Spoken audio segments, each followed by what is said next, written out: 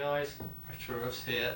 Just wanted to give you an update. I've completed the Battlezone Cabaret scratch build replica cabinet, so I'm really pleased with it, and I wanted to just give you a show of it, really, show you how it works, for how I've done it, how I put it together, and how it's finished up and how it plays. So let's get on with it.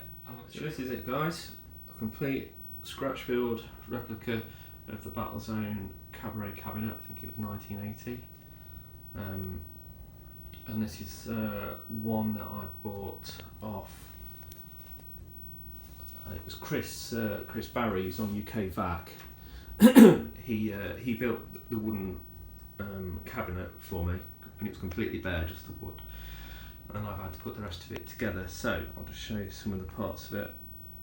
The vinyl on here, all the way down the front, it's stuck on. It's just black vinyl, and then here this is white vinyl stuck on, and then of course we've got the black T-molding on it. I used for the coin door here, because this was a massive section cutaway. This is just black plastic perspex that I ordered. I think it was off Trent Plastics. Screwed that on. Same with that. That's plastic perspex. Excuse me. With the marquee side art stuck on it. I think the side art for that was from Rockstar Print. And then on the top, also used, this is perspex as well, along with that for the marquee. This is perspex that I then bent actually to get that curve into it, using a heat gun to get it curved over. And then this on the top is another sheet of black perspex. Look at this. Again, it's smoked, just give it the correct look. Inside, I don't know if you can see that, is, let's take that off. Inside is a LCD one, which I can't remember what width it was. I know a lot of people will get upset about that, going, it's LCD, it's not CRT. I appreciate that. I wasn't too bothered with it being Battlezone, just playing green lines on a black screen. I didn't think there was going to be a massive difference. And this monitor is absolutely a perfect fit. I got it off Facebook Marketplace for about £15. It's pretty new. It just didn't have a stand or the cables, which was fine. I didn't pay much for it at all, maybe a £5. And it fits in there perfectly. It also allows me to play vertical games such as Rescue, which is great as well, without losing any resolution. And to go on then, what else have we got? The artwork here for the control panel, this was from Ollie at Muddy Music, Arcade Art Shop, and superb. In fact, it's got all the detail on it from the original. Really pleased with that. And it's the same with the side art. Now the side art on these Battlezone Cabaret cabs, it's very different, and there doesn't seem to be anybody selling them. The only one I could find was Phoenix Arcade in America, and it was well over $100 before you start adding shipping and import tax onto that. So I did manage to find a picture of it off their website, but again it was pretty poor. It was slanted. I managed to get a version of it and stick it into Photoshop myself, and then I managed to tweak it and line it up and get it how I wanted it, which is how the original was. I wanted to shout out here that I had help from Tony Temple, the arcade blogger, the guy who's got the world record for Missile Command. I asked him, he on his blog he shows his Battlezone Cabaret, and he put the side art on. He had somebody mock up the art as well, excuse me, instead of buying the one from Phoenix. So I did ask him if he'd got that art file available, and he said he had somewhere but he couldn't find it. It doesn't matter, in the end I managed to get it pretty well replicated, and then I sent it over to Ollie at Muddy Music. Now Ollie did a fantastic job actually at restoring it, tidying my version up and getting the correct colours in for the greys, the blue and the red.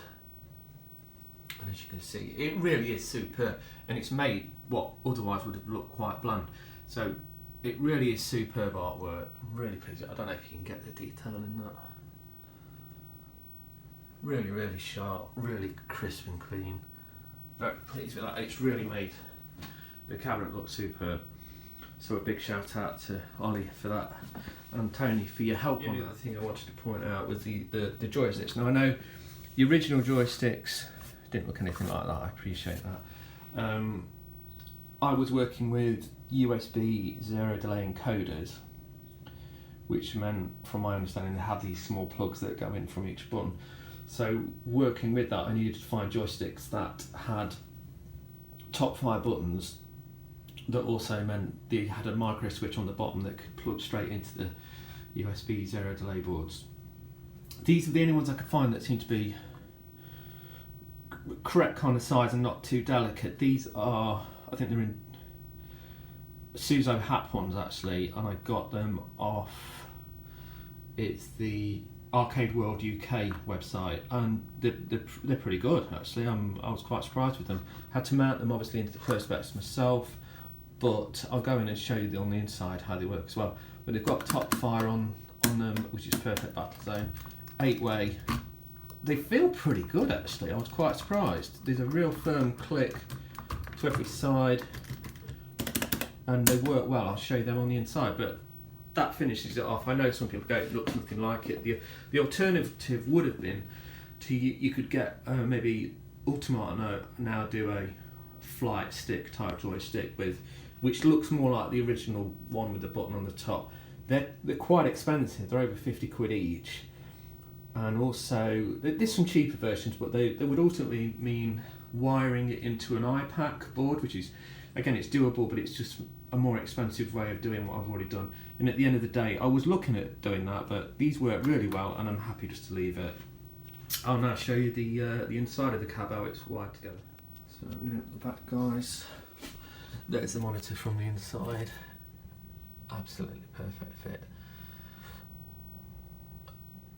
And that is running a, what's this? This is DVI out.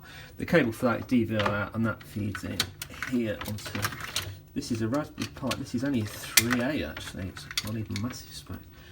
That feeds into that slot, the HDMI, and that, of course, that's got power, and then that's the speakers. The USB I'm just using, because it's only got one USB port out, so I'm using a hub, and that's got both those joysticks plugged into it. From the main board, there's the, keep the light in, there's the power in from what we've got, Raspberry Pi, I think that one, and that's the monitor. The only other plug then is for the speakers. I'll just show you these speakers. These were pretty good. These were Amazon. I didn't want to spend a lot on it, and they do the job perfectly. They were off the Amazon warehouse, so they were kind of returns or something, but they were only a tenner or something. It's 2.1. It's got a small subwoofer, which is actually pretty good to give the rumble effect of the tank in Battlezone. Pretty loud. Loud enough, certainly for me. I wasn't bothered about getting it any louder, it was just unnecessary noise. That fits in perfectly behind the metal grille speakers that are painted. And again, those feed into the speaker. They're connected by the speaker jack on the Raspberry Pi. The 2 buttons for the coins on the front, they're wired into, here are the 2 zero delay boards, and again there's the speakers. These are the bottom, I don't know if you can quite see that. The bottom of the joystick has this white speaker, a white micro switch, and it's that which is used to, sorry the focus is gone, it's that which is used for the top 5 button. So you can see they've got this silver paddle on the underneath, and then I've wired them both into the zero delay board here that you can see. There's one each, and then it's just a case of in main that you just use the tab key to assign up, down, left, right and fire to whatever you want it to do in Battlezone. That's the, I noticed that's just come off actually. This is just cardboard I'd use to keep the light. Behind this board here is quite poorly, cheaply done. But behind this board is just a strip of LED lights. Again, they're only about a £5 off Amazon. They're powered by the USB sockets there. And again, I wired up these have got LEDs in them, and I've just connected those. The bulbs in the LED sections of those are wired up, again going back to those USB sticks here.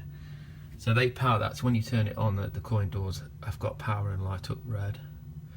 That completes the inside really, guys. So let's turn it on and show you it playing.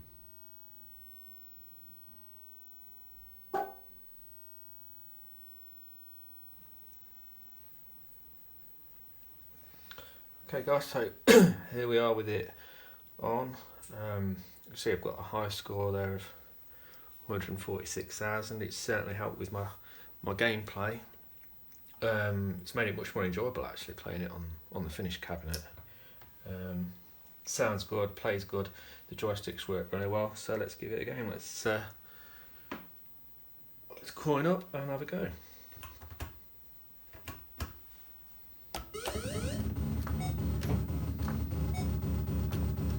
Sounds pretty good coming through the subwoofer.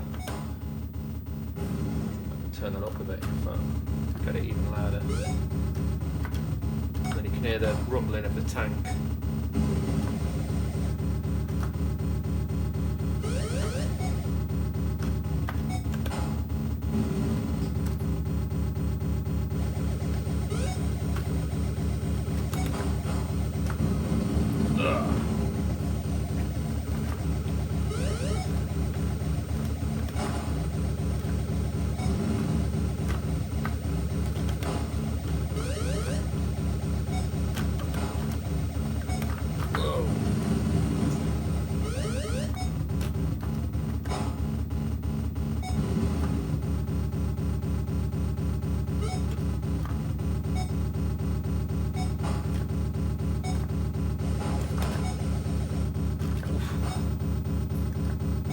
Not one of my best games at all actually, this is pretty rubbish.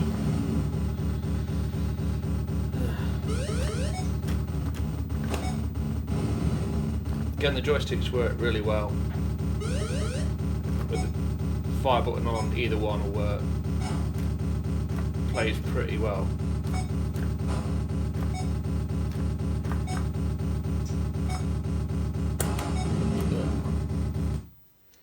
Yeah. It's good. It plays well. Joysticks perform really well. It's a good setup and a good game. I just like to have it running like that while it's on in the arcade, just to show itself. It looks really good. But there are other games on it as well. I'll show those now if we come back to the main menu. The other games on it are all twin stick to use these joysticks controls. So let's use some of the one I was talking about earlier is Rescue. Really addictive game, really addictive but very difficult. Frustrating as anything, but you keep coming back to it. So let's just coin this one up and have a go.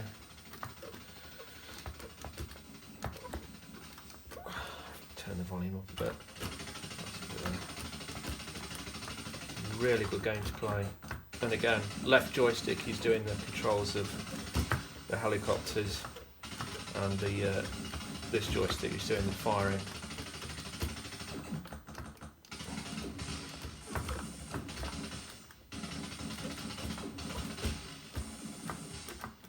And that one also, I think either button fires the bomb, which is useful for later levels when you're got the submarines coming on. Let's see how far we can get on this.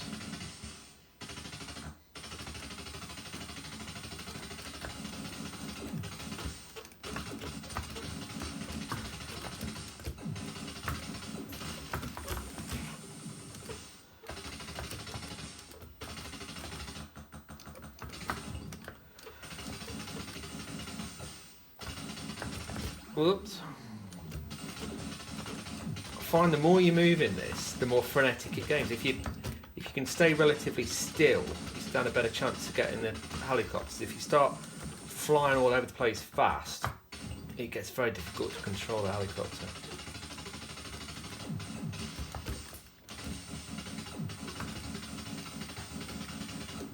Like that. Got it.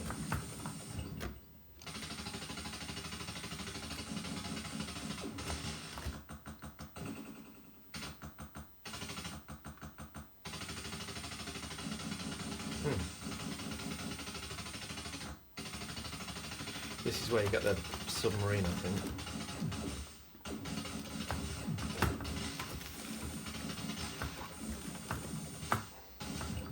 There it is.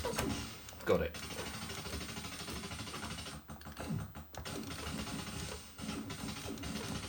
Well, this gets really difficult very quick.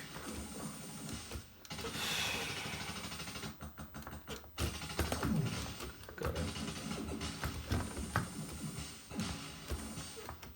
Just get the right guy. Whoa, dropped him. Oh, couldn't get landed. Oh,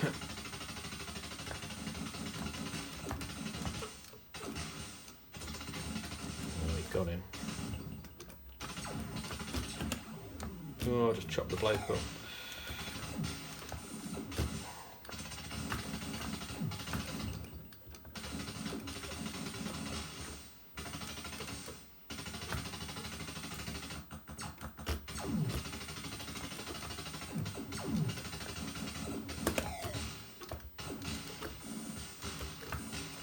Ugh.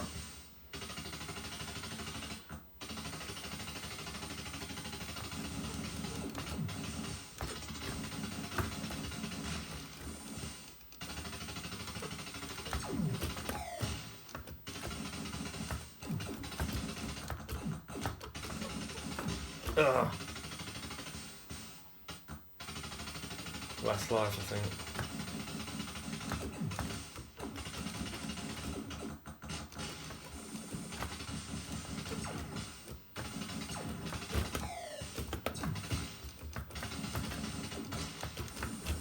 That's it. Oh no, another life. Alright, okay.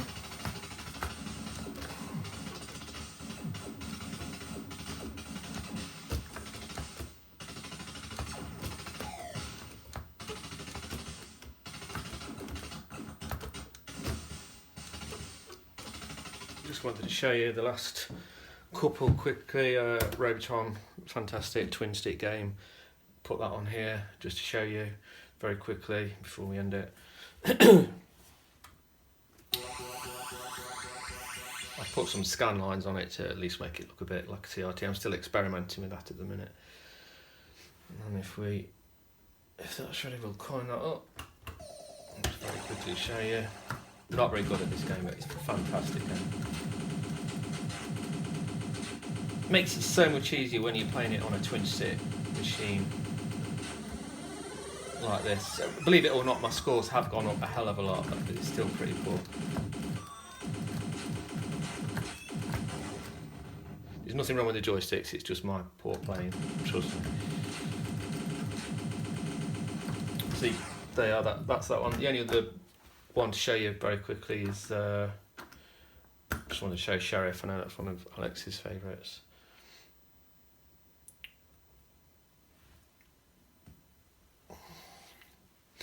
Cool game. I love the colour. It's very old-fashioned and retro, and I don't even know what year it is. It could even be late 70s, I think.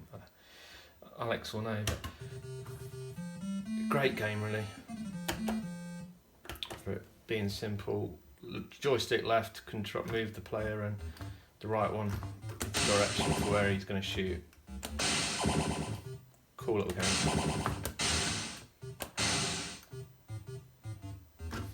And then another few very quickly, just to give you a taste, is Tapper. You don't have to have it set up for a twin stick, but it's just a bit of a novelty to do it. Another game I found, I think made by the same company as Timber, plays very much like tapper. And again, it's quite good fun with the twin sticks, having one to move and then the other one to do the lumberjacking of the trees. Just quickly show you.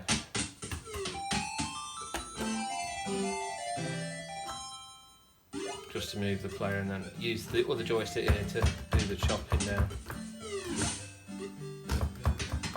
Just makes it a bit more of a fun game. But there you go, that's the idea of that. So there you go, guys. I hope you like the cabinet. I'm really pleased with it. It's taken a while to do, but it's worked out better than I thought it would actually, how it looks in its finished stage. It's a cool little cab, I'm quite happy with it. It really is a nice addition to the arcade, and I'm going to have lots of fun playing with it. So I hope you liked it, guys. And in the next video I'll show you the other two cabinets I've got, how they've come along and how they've worked out. Cheers.